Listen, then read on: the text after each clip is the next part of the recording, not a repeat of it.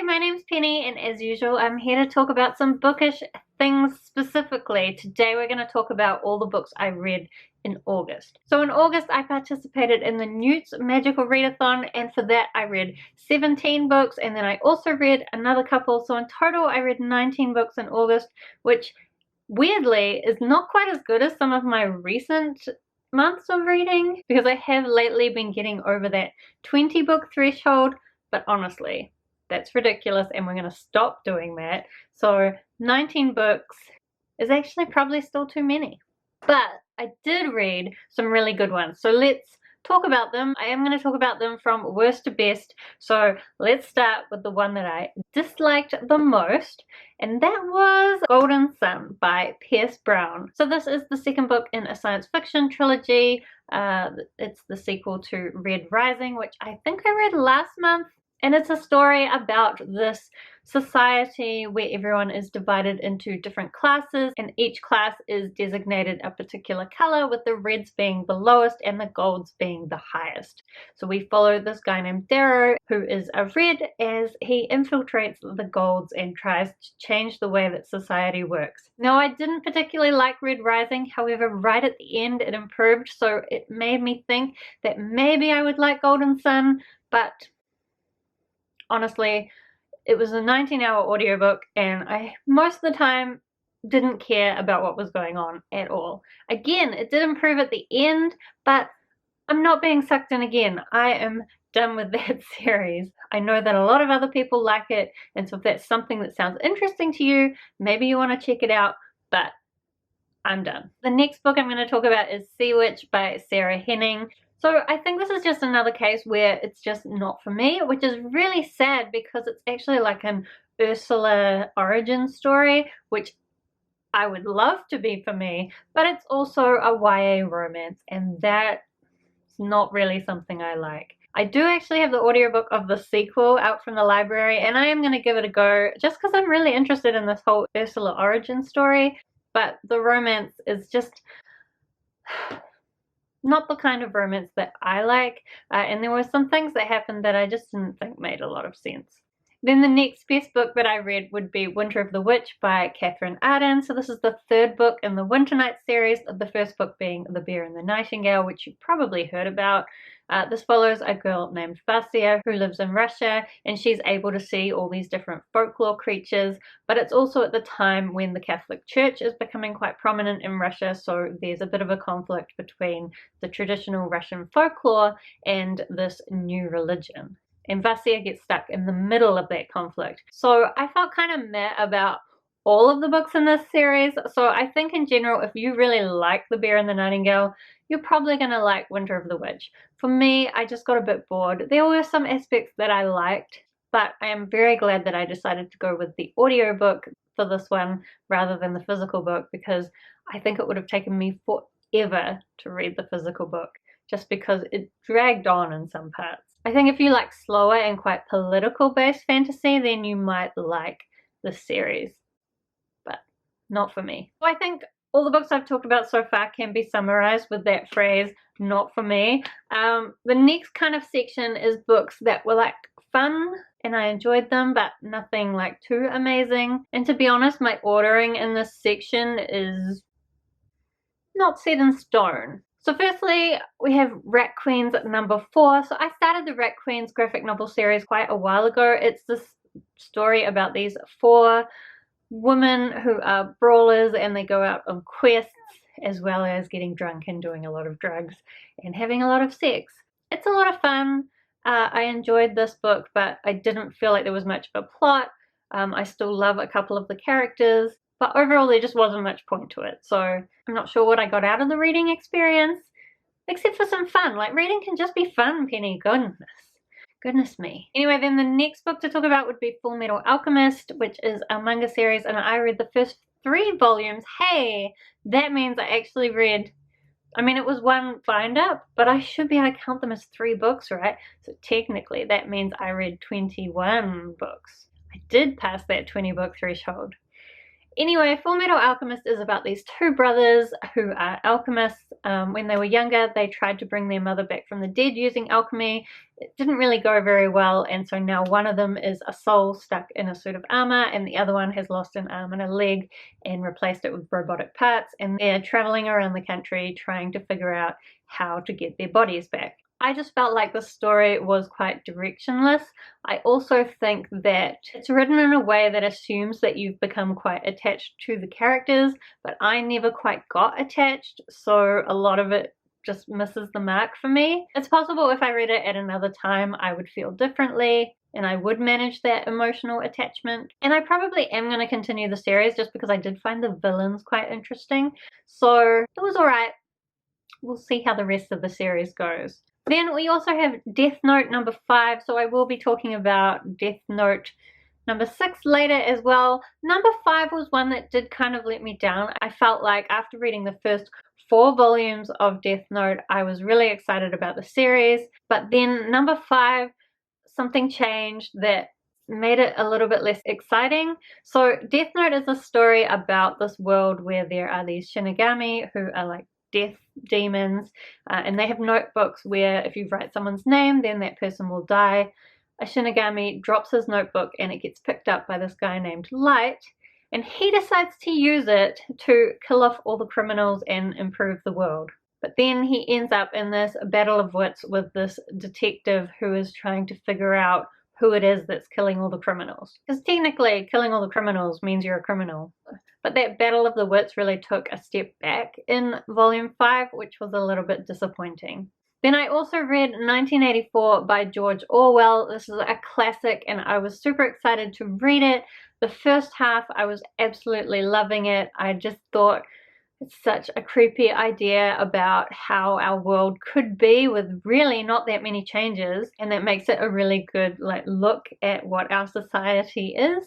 But about halfway through, it just turned into a manifesto of bullshit thinking, and there really wasn't much happening anymore. So from about halfway, I kind of lost interest, which was quite disappointing because up until then I was really into it and I was really regretting not having read it earlier. I do still think 1984 is really worth reading. I personally wish that I had studied it when I was in school, but just know that from about halfway, it's going to be hard going. Then I also read Spellslinger by Sebastian de Castel. So this was the group book for the NEWTs readathon. It's about this teenage boy at a mage school who, just as he's about to take his final exams to become a full mage, discovers that his powers have disappeared. I would really recommend listening to the audiobook for this because even though I did really enjoy this, I feel like it was the acting that the narrator added to the story that really made it as good as it was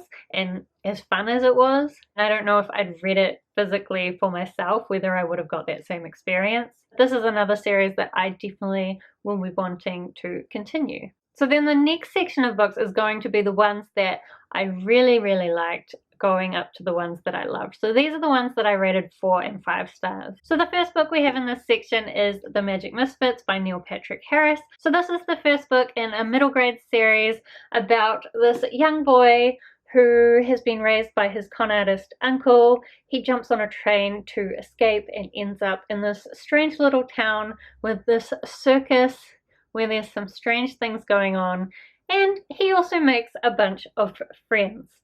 This book was so much fun. It's got heaps of secret messages in it and it teaches you magic tricks.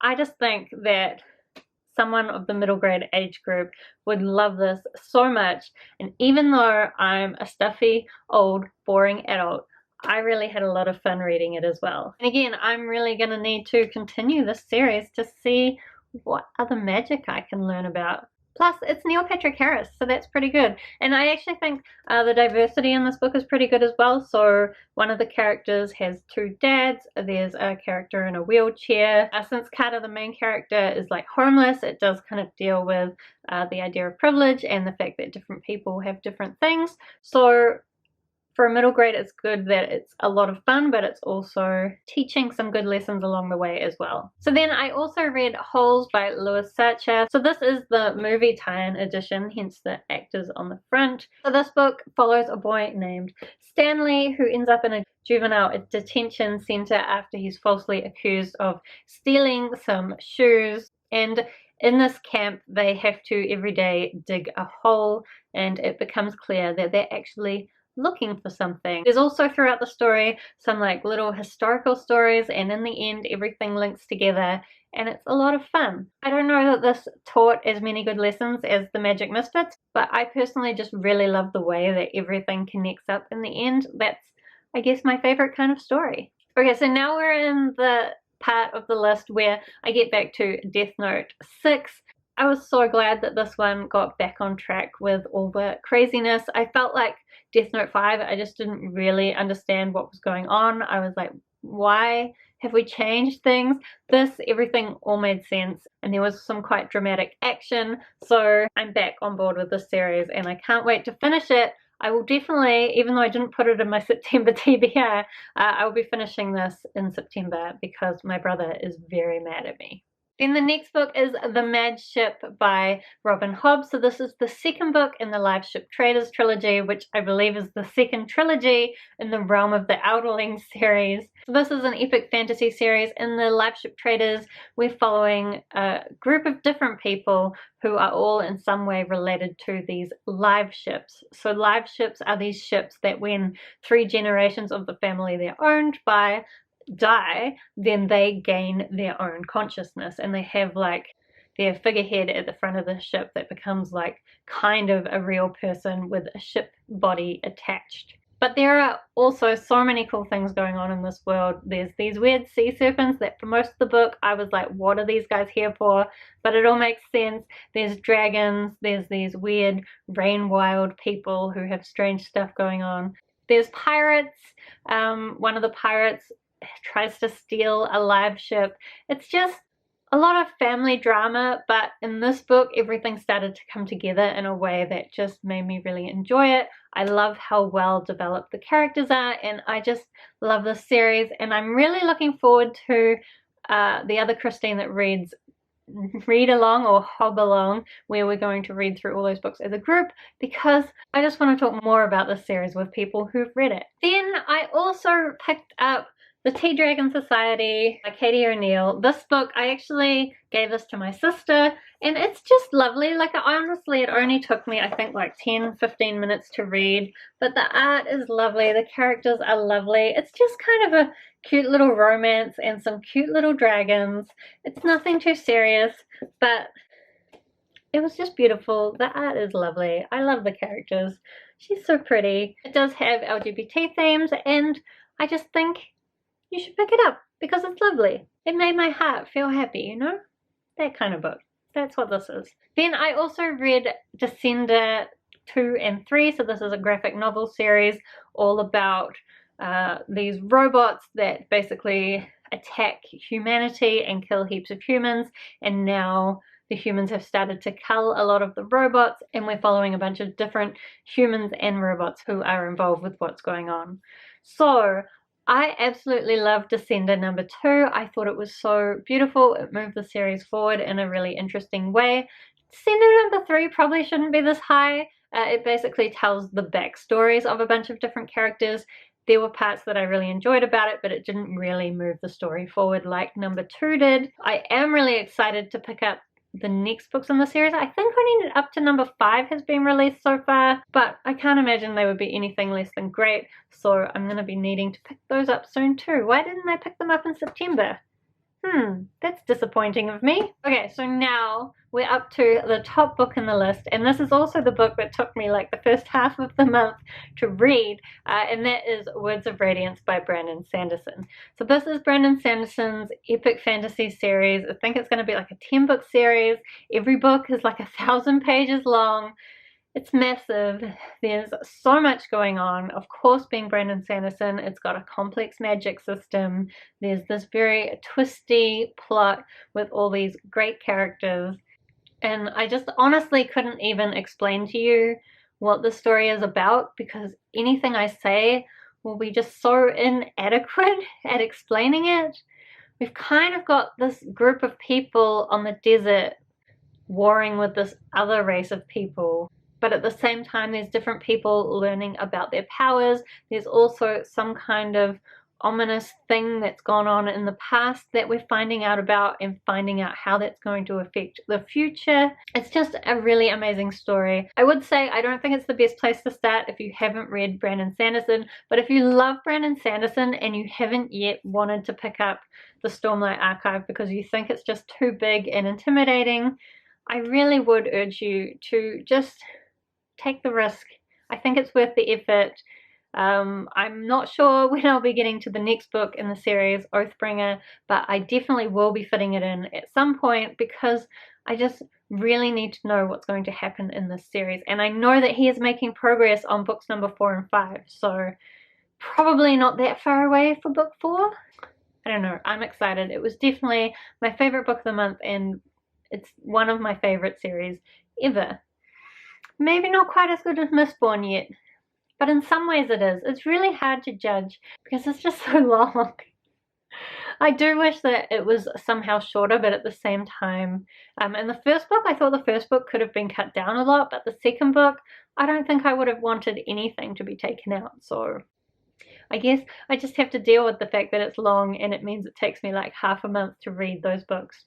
Anyway, so those were the 19, 20, 21, who knows how many at this point, quite a lot of books that I read this month. Do let me know if you have read any of them. I would love to talk to you about them down in the comments, or whether you think you might be picking them up in the future. Otherwise, thank you so much for watching. I hope that you're having a wonderful day, and I will see you next time.